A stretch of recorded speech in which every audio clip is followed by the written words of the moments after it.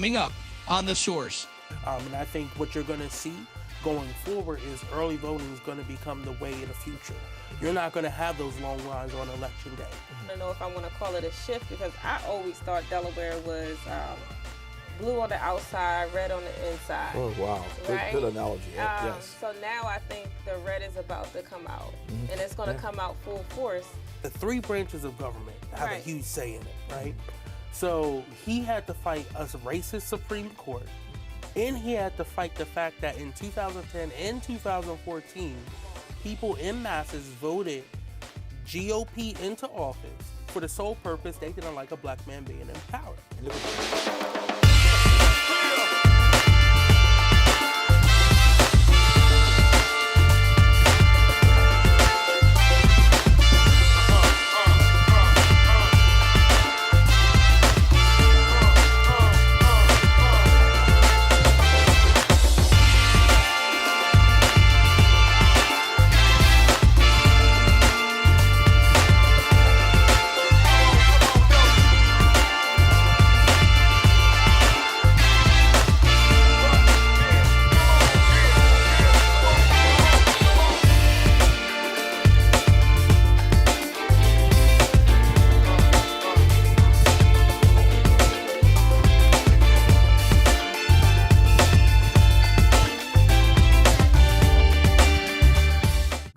This is Dr. Curry. This is Kobe Owens. Sinead Darby.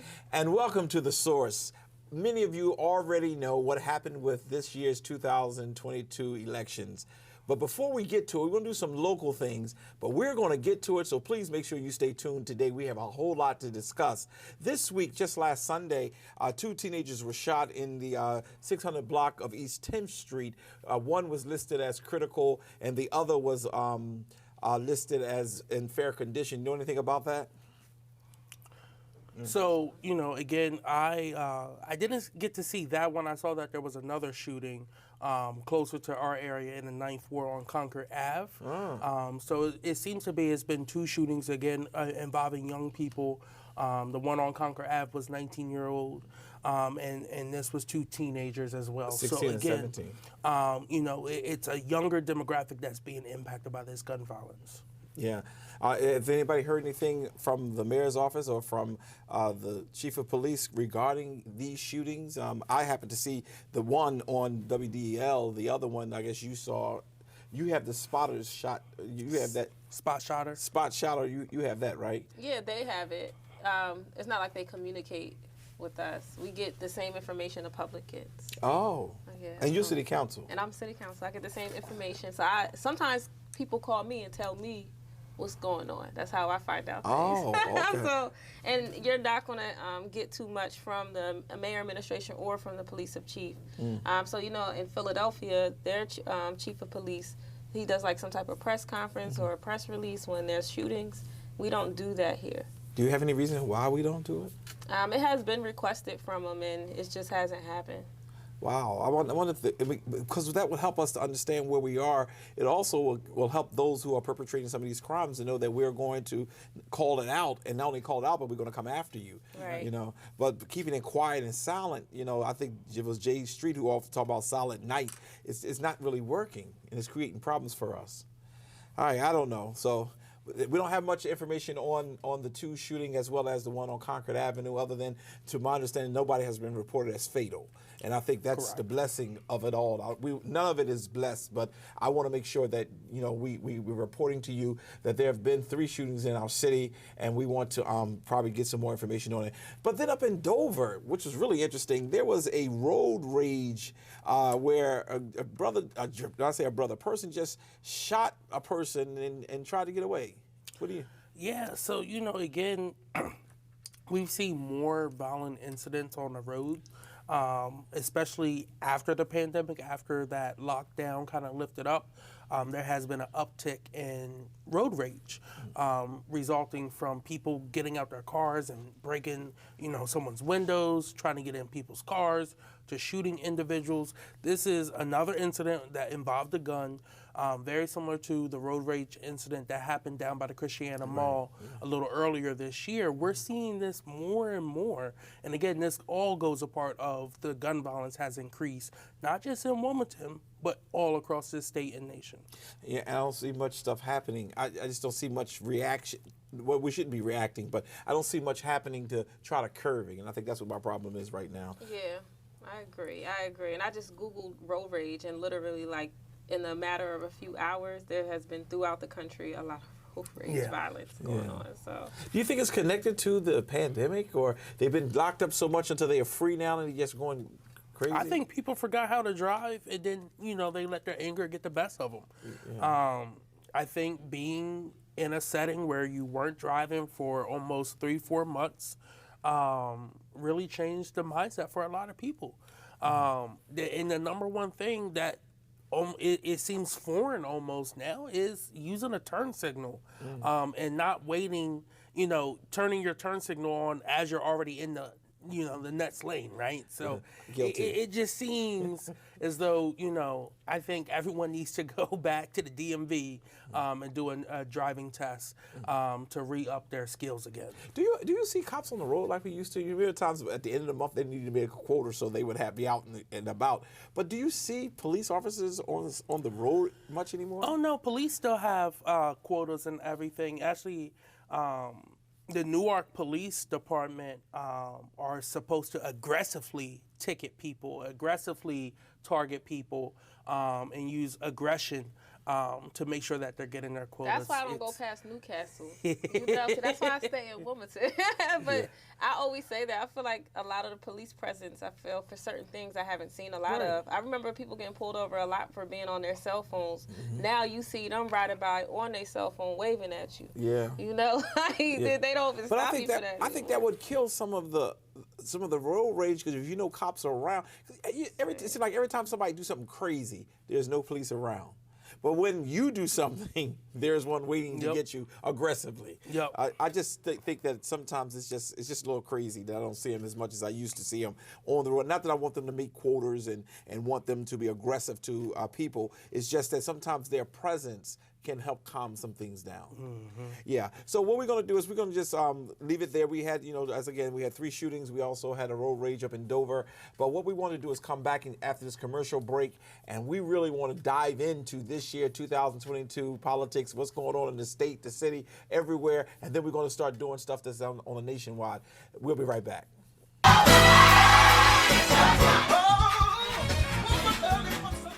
Wilmington and the Ye Zion Fair Baptist Church, get ready for Men's Day 2022. It's all starting on November the 14th through the 20th. Each night, we have some strong and powerful men of God to bring the word of God. Strong men, tough men during tough times. Everything will be taking place from November 14th through the 20th here in the sanctuary. Monday and Tuesday night, our guest preacher from Richmond, Virginia, Reverend Dr. Lance Watson. You know what you ought to do? Just wait. High five somebody and say, wait. He may not come when you want it, but he's always on time. He's an on-time God.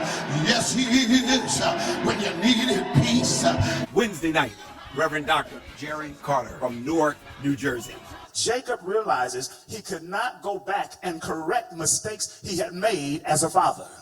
But here's where he blesses me tonight. He blesses me because at some point, by the time you get to chapter 49, Jacob rechannels his energy from regretting to redeeming.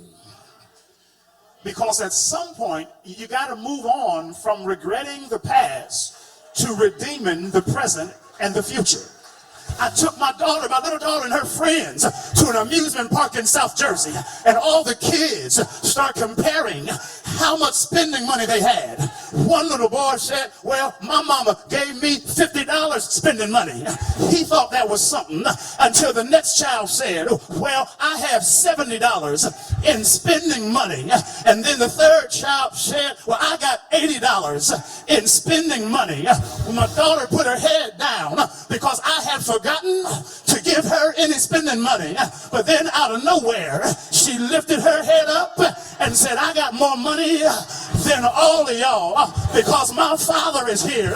Thursday and Friday night, all the way from Pittsburgh, Pennsylvania, the Reverend Dr. William Curtis. Some folk walk around acting like they're God's gift to creation.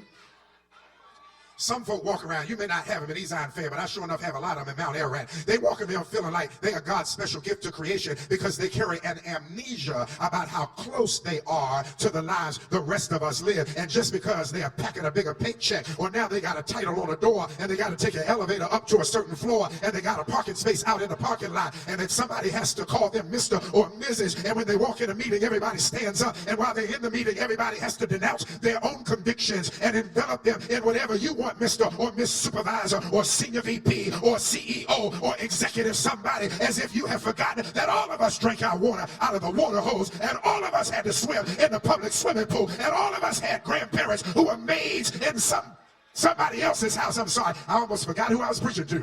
About as much as anybody could, because for God so loved the world that he gave his only son, that whosoever believes in him shall not perish, but shall have everlasting life. I'm sorry, y'all, I'm not a new day preacher. I ain't got no charismatic gimmicks. I'm an old day preacher. I still believe the shout always starts at the cross, because it's at the cross.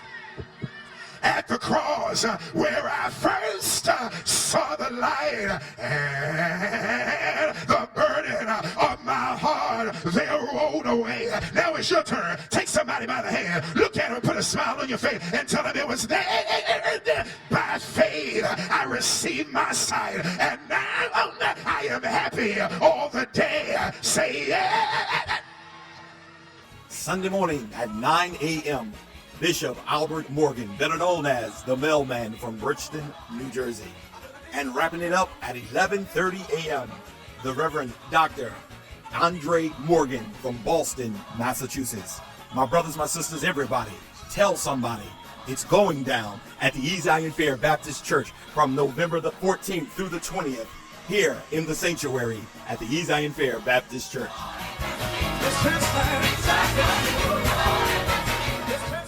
New guests, new conversations, new stories every Sunday at 11 a.m. Grab your cup of coffee and tune in with Dr. Curry for our weekly episodes of Coffee with Curry. And we're back. Well, you know, last Tuesday was a fun day, but before we get started on anything, I just want to stand or sit and say I was right. I was right. Had you greedy Democrats not tried to take all the land in New York and end up losing 4 of the seats, which I believe I hope by the time of the airing this we'll know exactly how many seats they lost by. But I said Republicans would not take the House, the Republicans would not take the Senate, because I believe in this country that we live in is one of the greatest democracies in the world, and the countrywomen would not allow them to take over. You said we lost it. Well, it's not over yet. It's not over yet. We're going to have some House races that are still going to be counted this following week as well, too, as mail-in ballots keep coming in, as those absentee ballots come in as well, too. And there are going to be some recounts. Now, what happened in New York, I agree with you. That was greed, but that was also Andrew Cuomo trying to get back at the people who were calling for him to resign due to sexual allegations. And you saw the impact a governor could have on something like that. But in other places, first off, I just want to say Democrats did better than expected. Oh, most definitely. They did better than expected. But we still lost the House. Yeah. We still lost the House. Not by the 5 to 10 seat margin I said. 4 seats. Yeah. 4 seats. We can work with that. And it said that Kevin McCarthy, who's the minority leader who's running to be Speaker of the House, he said he's eliminating the proxy voting. So members didn't actually have to be in D.C. to vote. They could have another member vote, just send a proxy letter too. He's eliminating that. When you eliminate something like that and you only have a 4-seat majority, no one better get sick, no one better die, no one better resign, and no one better go to any events during the time you're in session, or everything's going to stop. And honestly, that will benefit the Democrats. But we have some shining lights. We're having more women, more people of color going to D.C. on the Democratic side.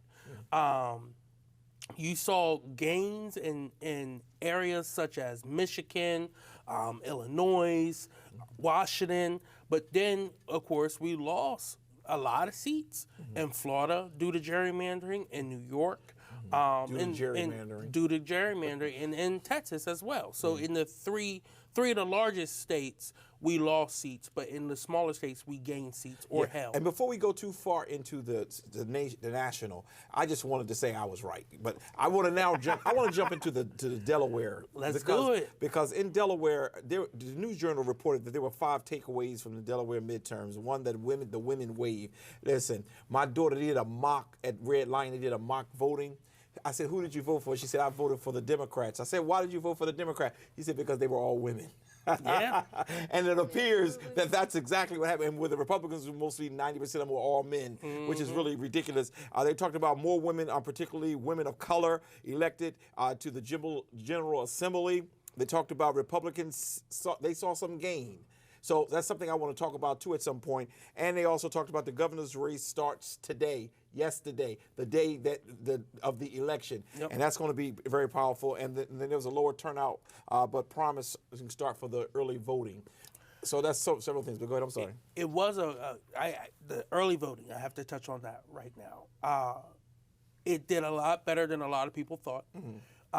There wasn't as much investment into educating people of the new tool, but people did their own research. People were engaged enough, and they used that to their advantage. And I think what you're going to see going forward is early voting is going to become the way of the future. You're not going to have those long lines on Election Day. When I was in Georgia for the runoff, the vast majority of Democrats early voted. So on Election Day, there was like almost no one at the polls, which is scary for an election worker because you want to know where everyone's at. But it was because they early voted, and I think that same thing's going to happen here in Delaware. I say give it maybe 2-3 more cycles, you're going to see that major shift. Right. It is much more convenient. Yeah. So what fascinated you with the Delaware elections? So I know we were talking about earlier with our Congresswoman Lisa Blunt Rochester. Yeah. And you said what was really interesting with her numbers is how close the Republican Lee Murphy got. He had 42% of the vote, and she had 55%. Yeah. Right? And I think that speaks a lot to shift that's happening in our country, and it's happening here in Delaware. And I don't really want to know if I want to call it a shift, because I always thought Delaware was blue on the outside, red on the inside. Oh, wow. Right? Good analogy. Yes. So now I think the red is about to come out, and it's going to come out full force. And I think throughout the country, people are like strongly believing in this Republican Party and what they're saying, and thinking that they're coming through on certain promises and things. So I think we're just seeing that shift, and it's going to happen here in Delaware. Yeah, and one of the things I did pay close attention to Lisa Blunt Rochester, who is a friend of ours. But the reality of it is something has to happen in the Democratic Party to be able to start addressing needs. We have too much infighting. We're in the largest city in the state. The city council is run by Democrats. Yep. And nothing is being done on the agenda, in my opinion, with the Democratic agenda, things that they promised. And at some point, we got to recognize that if they really organize and get people to think about the voting process, they can easily take over. Yes, I agree. And I'm so happy that our Congresswoman won, but it was really close. But then we got another one with Lydia York, another black woman who's going to be in office in the state of Delaware.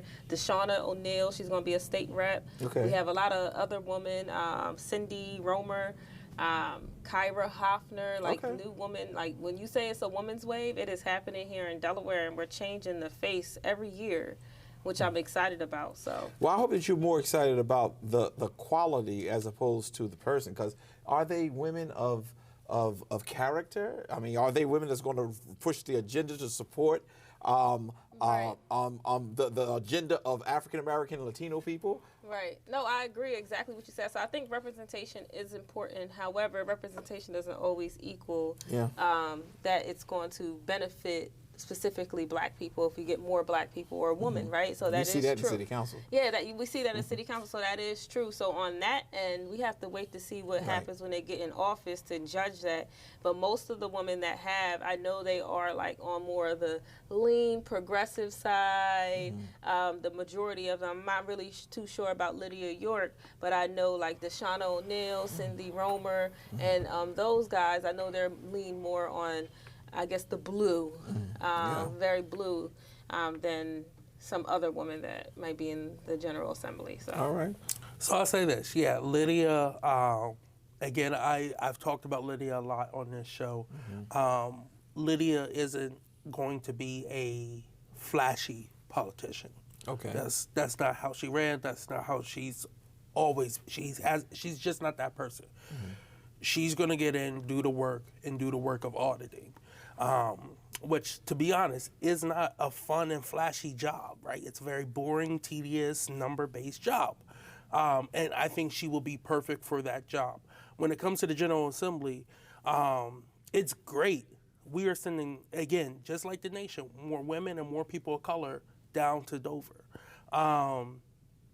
The numbers, though, I want to touch on that, the statewide numbers. So, yes, Lee Murphy was able to gain 2 percentage points up from what he had in 2020.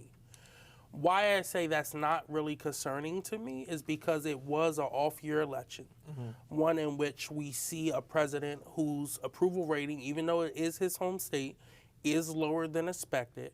And what was expected to be a red wave, Democrats were able to fight back against the negative narrative that was being put out. Now, I don't know if y'all saw the ad that was being put out that Lee Murphy and organizations that supported him were trying to use race in this race, saying that now if you're a white American in Delaware or in this nation, you're a second-class citizen in the Biden administration's eyes and in Lisa Blunt Rochester's eyes, which isn't true. Fighting for policies that bring equality and equity to our society does not mean you're knocking anyone down. We're trying to lift everyone up to the same footing. So, you did have some people who played into that, but I think overall, the numbers, while it was only 42% turnout compared to the 51 in 2018, 2018 was a different year. It was an outlier. But I think, these numbers held steady, and they're better than the projections that we had internally almost 6 months ago. Yeah, but another one of the commercials they played, Lee played it with, and it kind of burned me up, is that the commercial read something like, while we are suffering in this inflations and things of that nature, they had her dancing at a party she was at, and I just said, this is more racist than anything that I can ever imagine. I mean, we dance, that's what we do, but they had her dancing, and he said basically this is what she's doing while you are suffering. And that, for a mind that doesn't understand anything, that was a little negative. I thought, beyond negative, but I guess it is what it is. But what I hope is that we get down to Dover, and those representatives who will be representing us will represent. I hope that we can bring and I think Lisa Rochester has brought to the state some good stuff. I think she's voted on the right policies. I know that Biden has pulled some people down, but when you deal with like the state representatives and the state senators, it was interesting to see so many women. Now, what's going to happen? We were joking before this segment, and you said that the men didn't do too good of a job when they were in charge. Now y'all in charge. I can't wait to get the analysis on that one. Well, much is it going to change because we're still in the same system, and I think even with different actors, it's going to be the same. So, for example, we had our first black president, President Barack Obama, right? Love him personally, right? However, he still sat in a seat that's to uphold white supremacy, oppression, the history of our country. He sat in that role and did the same thing that every other president has done, right? So those things, for me... What things are you talking about, though? What did he do the same? The same exact, what has changed in our government?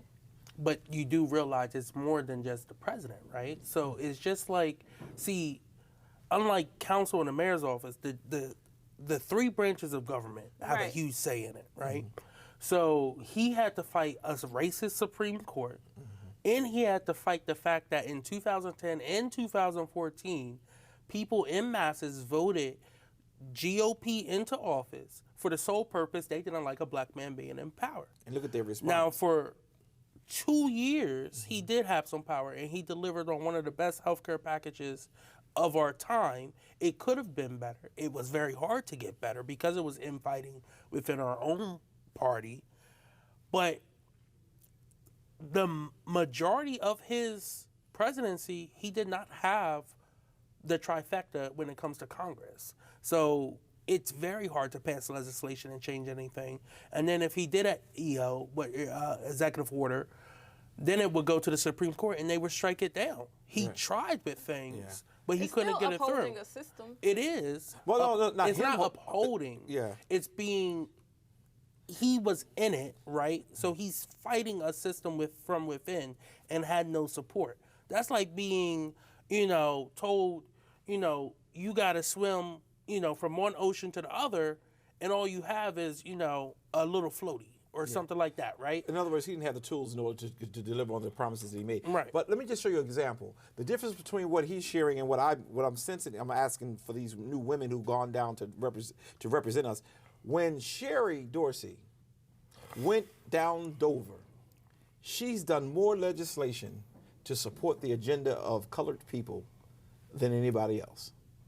You can be in a bad system, but when you're at a local level, there's a different level of blockage. So introducing legislation, and she works. I'm sorry. I mean, she works. I mean, she's everywhere. She's your favorite, what she call it, your favorite, state rep. She says that to everybody, so I stopped saying she is now. But honestly, I don't want to give any excuses. And I heard you what you shared about Barack, and that's and there are a lot of people who had those same feelings. And at some point, I did too. But then when I start looking at how big government is, and how they had to even kill the filibuster for him to get Supreme Court or judges appointed, then I recognized that this is not as easy as we think. Now, Donald Trump made it look easy because he's crazy. He just do what he want to do and tweet out something, and the people start fighting for him.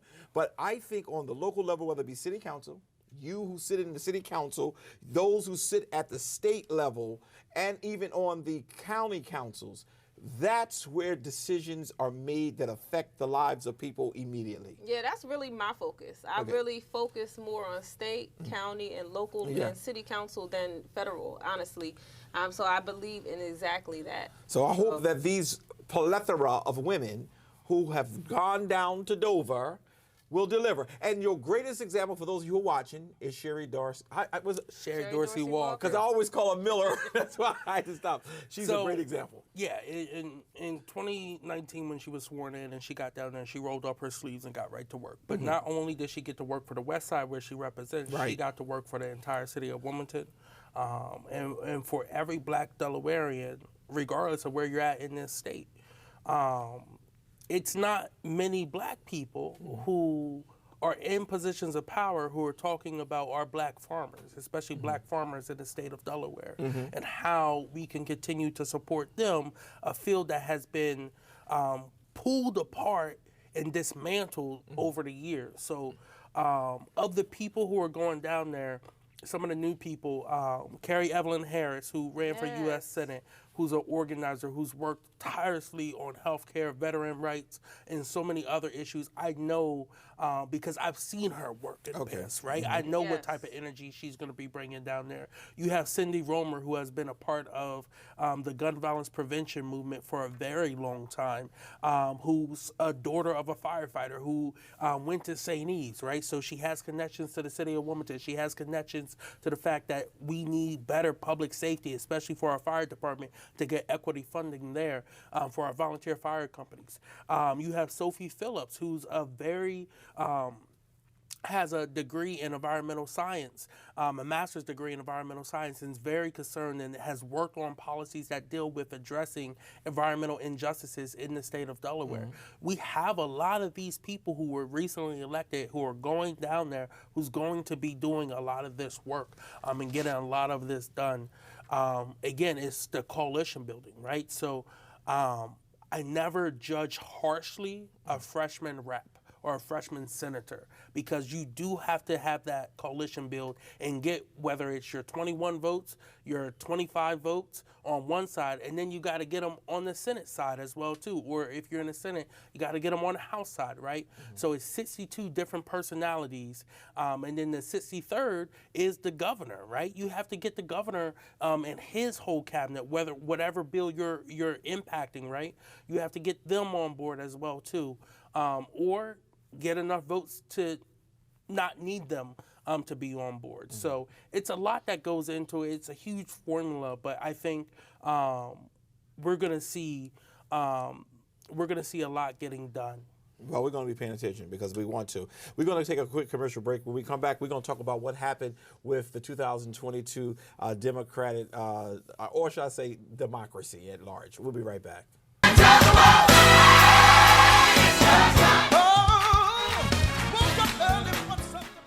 Wilmington and the E. Zion Fair Baptist Church, get ready for Men's Day 2022.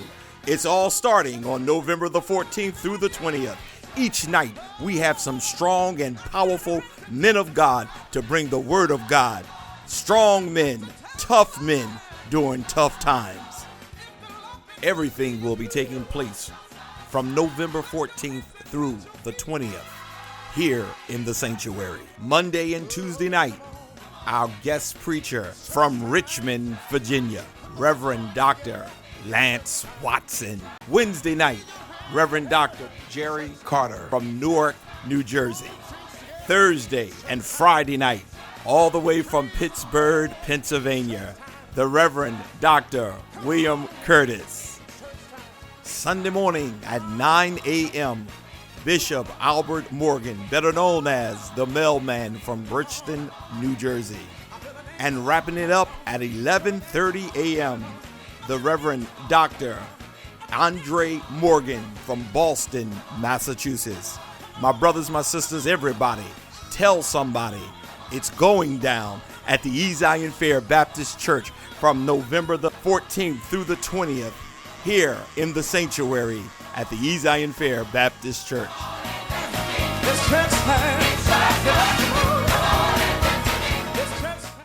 New guests, new conversations, new stories every Sunday at 11 a.m.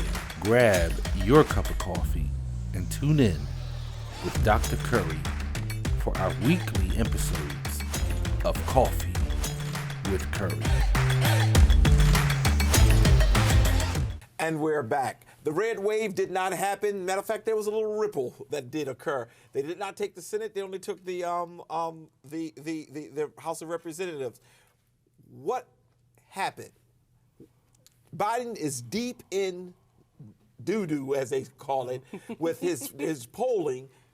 What happened? First off, I don't believe in polling.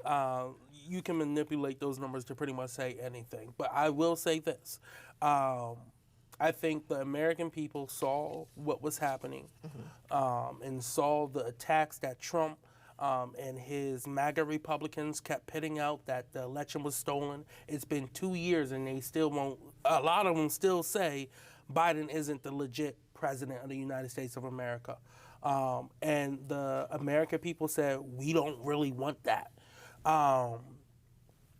And, you know, the fact that we were able to hold the Senate, I wish we could have picked up some more seats, but we were able to hold the Senate and also flip governorships as well, too, was huge. And don't go too much into governorships because I got some things I want to talk about specifically. Trust me, I know. Okay.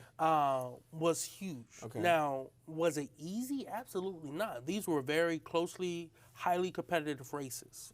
And I think they're going to be even more competitive come 2024. But the fact is, the Senate was able to deliver on getting us the first black woman on the Supreme Court. They were able to get more judges appointed to federal benches than any president other than JFK. That's doing work, and the American people saw that. But also the American people saw that we were able to get the infrastructure bill done. We were able to get parts of Build Back Better. We were able to get some key legislation, the CHIPS and Science Act, backed, which is going to bring down car costs, all right? That's huge, especially during the holiday time. But that, that is going to impact inflation. That's going to impact American production and put Americans back to work, especially union members in the labor movement. I just didn't understand how, with all of this talk, and I never believed it. As I came on the air today, I told you, I knew that we were not going to, in fact, I didn't think we were going to lose either or. And you were looking at me one time, you looked at me like I was crazy. Where are you getting your information from? When you are close to the ground and you're hearing, not so much what happens in Delaware. Because Delaware, and I like the way you coin it, you phrase it the most, where we're blue on the outside but red on the inside. I don't listen to a lot of what goes on in Delaware, but when you look around the country and you talk to people who are really out there in the trenches, we find that they are not going to stand for Trump's mess and how Trump boldly is doing some of the stuff he was doing. I knew Pennsylvania was not going to, because that's my home state. And I knew that was not going to, and that really kind of dictates the country. But they didn't, the Senate, I think, 4 or 5 seats is how they won it? Yeah, you said the Senate? I mean, not the Senate, the House. Yeah, the House. So the House, they're looking at probably having a 220 majority, right? Wow. Which is a very, very small and slim majority. It's a little better than the Democratic majority right now that we've had for the last 2 years. It's a 2-seat increase. But if you look at it, they did horrible. If you just take all the gerrymandering that happened in red states where they eliminated blue seats, well, they thought they were eliminating blue seats, and that it should have been easy pickups for them, they should have had a minimum of 23 seats, a 23-seat difference right now. So for it to only be a 4, maybe 5, depending how these votes still come in and go, that is a huge win for Democrats.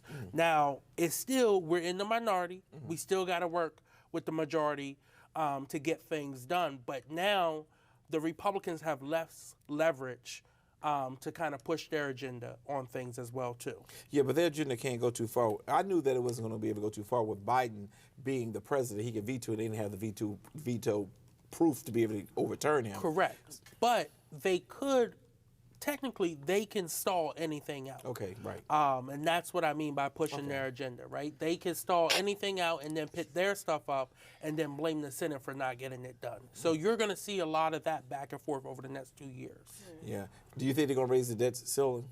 They're going to do everything in their power not to. Yeah. And let me ask this question. Do you think Trump is going to announce and run? You almost spilled your water. Yes, he's going to announce a run.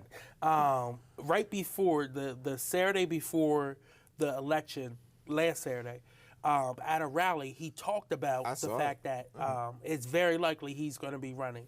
He's been biting his tongue to say those words, I'm running for president. He is a very egotistical person who believes that he's the only one who can save his party, that he has systematically destroyed, and that the fact is he is going to be running because now he is attacking both Ron DeSantis and Glenn Youngkin, the governor of Virginia, 2 contenders for 2024 potentially. But I will say, the governor of Maryland, Larry Hogan, now that, he is going to be done his term come January, has updated all his social media profiles from to a picture of when he was speaking at the president's podium.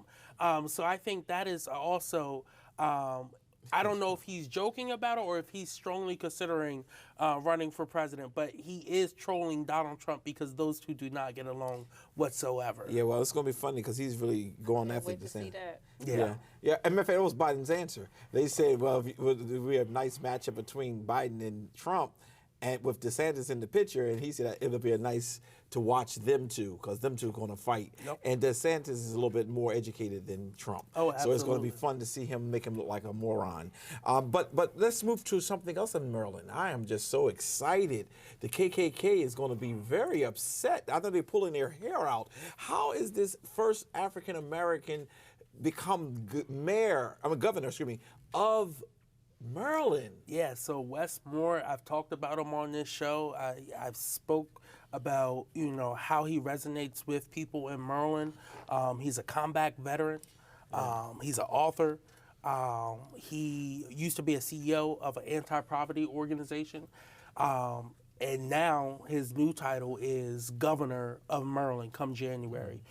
He's our third African-American governor in the nation's history. Unfortunately, all of them have only been men. We still have not had our first black woman governor. But Wes was a Rhodes Scholar, right? He got his, he went to a community college and got his associates and then worked his way all the way to a Rhodes Scholar. I think he shows what hard work in this nation looks like in fighting all the barriers he had to overcome. And I think his political career is just getting started. Just getting started. I think he has glimmers to do better and go higher as well, too. I just was writing down because I wanted to say that, but I know Governor Wilder, who's one of our frat brother. But give me the other African American governor. DeVale Patrick. Patrick, okay, that's who it was. All right, so he's the third and a very major reason why I bring up Maryland so strongly, and Wes Moore has his own resume and he's going to be superb. But do you know where the KKK was founded in Cecil County? Yep. How is it that they allowed this to happen? And now, in order to get into Cecil County, the sign's going to say, "Welcome to Maryland, Governor Wes Moore." Yeah, will they have his picture there? No, they won't have his picture. Oh, that's saving them. They're making them feel Wes Moore couldn't be somebody else. They don't have to be African American because that's going to be really. I went to school at Lincoln, which is down there, right where that border Cecil County is, and I know that the KKK is that's where their headquarters are. How are they going to survive? And what made Maryland start turning more blue? So Maryland has always been blue. It's been one of our bluest states. The only time Maryland goes red was usually for the governor, and it continues to do this back and forth. 8 years Democrat, 8 years Republican. 8 years Democrat, 8 years Republican. So this was the time for the shift, right? But now they have the trifecta down there. Their entire statewide delegation is now blue. They have the state house in the state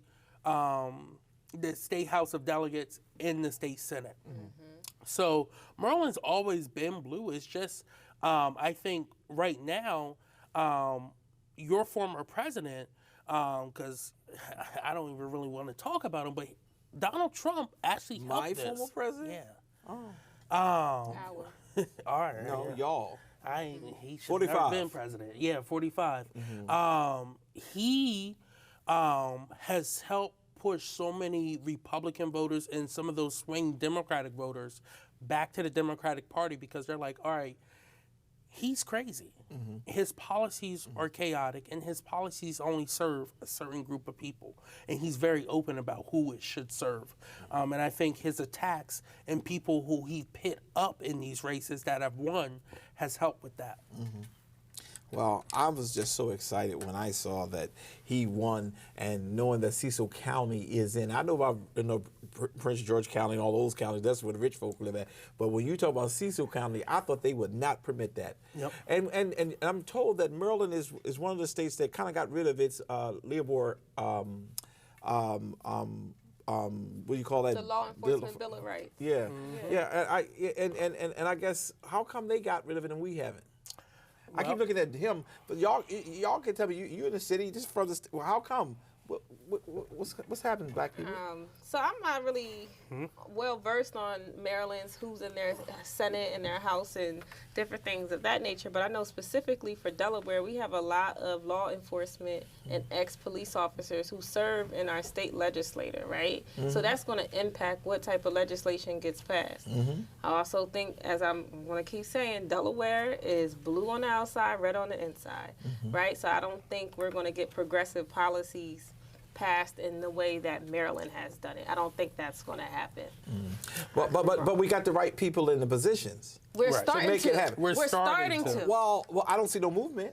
We're starting. We're starting. Like in the last 3 years. Some of them don't even get sworn in until January. Yeah, like Oh, within the last 2-3 years, I want to say with this party called Leftward and Working Family Party, they came to Delaware and they start mobilizing young people, black and brown people, people who are progressive to start running for office. Every time, this is their second year, they are getting new and more people. Okay. So that's the Deshaunas, the Medinas, Maria, Ray Moore, like all of those who are down there. Marie, all of those who are down there, I can, there's a host of them. So these are people who just got elected. Yep, they're Some new. of them are within the last 3 years. 2-3 years, yeah, yep. So that means everybody who's sitting in those positions now need to take note because they could be absolutely. primaried. They can be, okay. Oh, yeah, we're Absolutely. primarying people. Oh, okay. Yeah. So y'all doing a Trump move. Like, if you ain't doing what I want you to do, we're going to primary you. Yeah, that's what All right, happens. but you're going to do it in a positive way. In a positive way. Oh, We okay. have people down there who, are not doing the right thing for their community, who are actually Okay. voting for things against their community or introducing bills that go against their own community. Yeah. And I think what has happened these last few cycles, people have woken up and said that we are no longer going to allow politicians who have spines weaker than a cookie to still be in office, right? And we're going to target them and get them out. Now, here's the thing that happened down in Maryland. You had a very strong bill sponsor in Jill Carter, who is a state senator, and then she had a very strong partner in the House of Delegates, Gabriel Escovedo, who got that work done. That third portion was they had an expert witness come down there and help them craft that bill, and that's Carlton Maris. Now, we have brought all three of those people to Delaware to do the same thing, but yet there's still individuals, and two of them are two black men who are scared of the cops, but yet they sit behind closed doors and talk about the times they've been discriminated against, but they are too scared to do anything about it. So you say they got a spine weaker than a cookie? Yes, Oh, absolutely. Okay.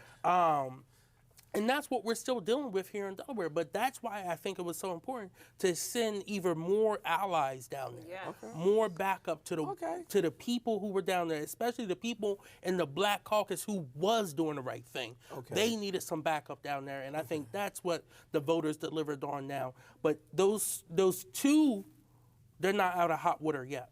Okay. They're not out of hot water Yeah, yet. so hopefully 2024. Okay. And, I'm not going to say much. let's do I'm going to it. keep my mouth closed, and I'm going because I was getting very disturbed, depressed, because it seems like when you send people down there, you expect them to deliver on the things that you, not so much you as an individual, but your community is in need of. Gun violence, police brutality, all of that is an issue in our community. And for anyone to sit back and allow it to continue to occur, holding up committee meetings, not pushing the agenda forward, is wrong. Yeah, I'm gonna say since 2020, I know for sure that narrative is there. People are pushing that narrative to change it, and I know people are running for office. So we're seeing that change every 2 years down there for them, Okay. and hopefully for city council every 4. Okay, all right. I like the way you did that. 4. All right, but you know what? The good thing about it all is we're gonna watch it all happen. Now I want to move it a little bit further. We talked about Westmore and Maryland, and we had. But I have one more thing that I want to flag about Maryland, and that is why they have a very historic governor candidate. They also have a very historic lieutenant governor candidate. And this is the most diverse governor, lieutenant governor ticket we've ever seen in this nation, with Aruna Miller, who is a Middle Eastern woman who is an immigrant. She immigrated over here when she was 7 years old These two are both historic wins for the party down there, but also for this nation. Okay, that's awesome. That's awesome, and I'm glad, and I believe that they're going to deliver. I believe that it takes time, and this is where I'm learning. I mean, I listen to Kobe a lot of times, but I do a lot of reading, but I'm learning to have a little patience and not let somebody's little victory make me believe they've won. Because what's happening is they forget about the storm still can be coming. It's just that you got in the front of it. So, and that's for all the politicians who are out there and you promised you would represent your community. The way I'm hearing it, the way I'm experiencing it now, is that, the Geechees are coming. No, we will run against. We will. Yeah. We will run against them. Yeah, good. We will find people. And if Trump have taught us nothing else, that's one lesson he taught us. And that is you primary people who will not do what the agenda dictates that it be done. Now, he was wrong for a lot of stuff he wanted. It was all about himself. But our community is dying. There is no vision. There are people sitting in positions who are not helping us to get better. It is not our fault that these guns are in the street. It is not our fault that our heads are bust up against a window by a police officer who's racist and got fired by another department. It is not our fault for that. And those who are in those positions need to start speaking up. If not, they'll just be replaced. And it's no threats. For everybody who's watching us today, there's no threats. Watch it happen. Simple as that. Anything else before I go into the last part of this show today? No. I didn't mean to be so curt, but at some point you gotta get sick and tired of this the noise. So moving from that, Democrats had a very good week election. Even though they lost the House, I believe they'll be well. Do you think Biden should run again? Oh, I'm not supposed to ask you that. I gotta ask you that question. I have to ask you that question because I know he's a part of the Democratic Party. So we all are too. But what you think? No, I don't think he should have ran the first time. Oh. Anytime. Well, I guess he ran more than once, but the last time, I don't think he should have ran. You don't think he should have ran? No, I'm not. So are you one of those people who have a sign over your house that says Biden sucked? I'm not going to have a sign, but I'm going to say it. Oh, don't say it. So you don't think he should run? Now, only reason why I like Biden, okay, to be very honest with you, I do like him. He hasn't done anything for me personally, but I like him as a person in Delaware. I think he did some things that I thought was right, especially with this DSEG and things of that nature. However, I think because of age.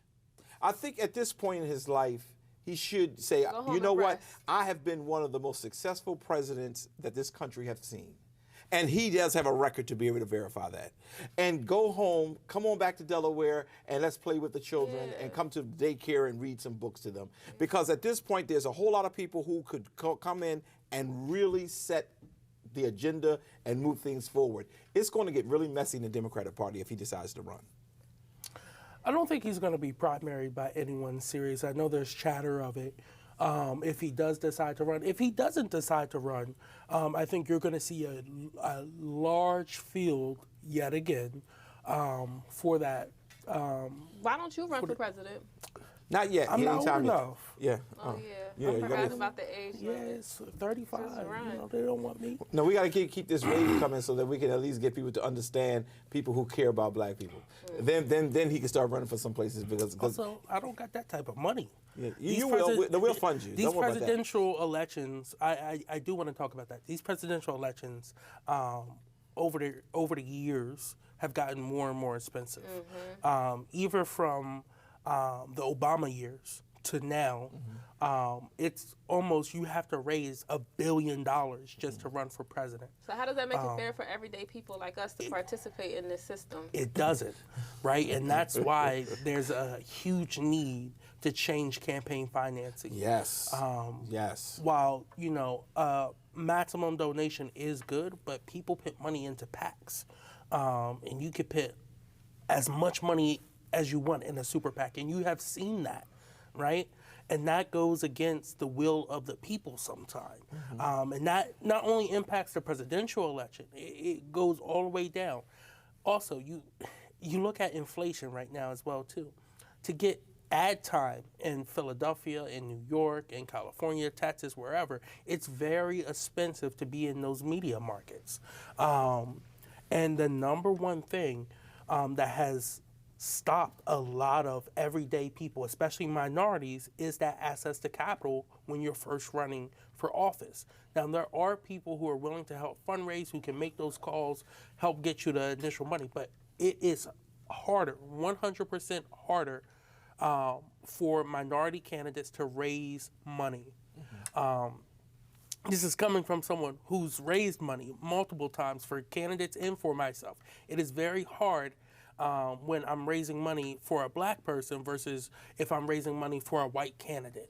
I think it's also harder too if you're a candidate who doesn't want to be associated with certain type of corporations, certain type of entities or organizations, because like I'm never going to take money from FOP. They know not to even call or ask, right? So I know that those things aren't going to happen for me as a candidate. I'm not going to take that money. I don't care how much they're giving me. So I just who fund you is who run you. Is that your that's your who favorite? fund you is who runs you, and then there's a really good documentary about the United States. It's called the United States of Corporations, and how corporations run our country because they fund these politicians. So they make a lot of legislations that cater to the needs of these large oil corporations and all these other corporations that exist that we may deem, or regular people are being oppressed by, or feeling some type of suppression by, or negative effect on our everyday life.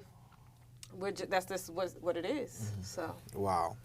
I don't know, but we started off by basically wondering whether or not Biden would run, and you said you can't run right now because you can't get the funding.